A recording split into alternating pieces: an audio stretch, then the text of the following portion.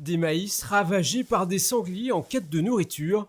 Ce spectacle, cet agriculteur du sud de l'Aisne y est habitué. L'an passé, il a reçu pour cela 18 000 € d'indemnisation des chasseurs. Et s'il y a du mieux cette année, cela reste une préoccupation.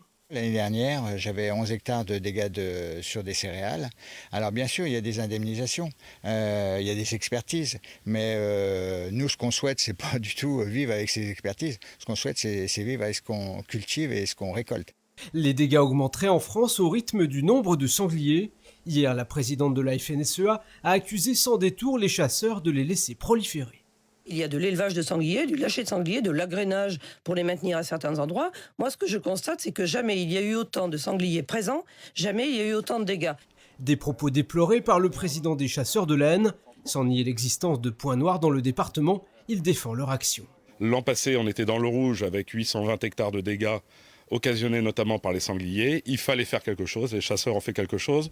Ils ont prélevé 10% de sangliers en plus. Et surtout, on a mis l'ensemble des chasseurs en mode de surveillance. Le dialogue existe sur cette question dans l'Aisne. Ce représentant syndical agricole attend désormais de voir.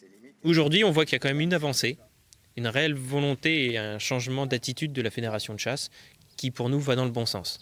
Donc on fait encore confiance jusqu'à la fin de l'année aux chasseurs pour voir s'ils tiennent leurs paroles, leurs objectifs. Et voilà, s'ils ne tiennent pas, ou s'ils n'y arrivent pas, on en tirera les conséquences. Selon les chasseurs, il y aurait cette année 30% de surface dévastée en moins dans l'Aisne. L'an passé, ils ont versé aux agriculteurs plus d'1 million € d'indemnités, toutes espèces confondues.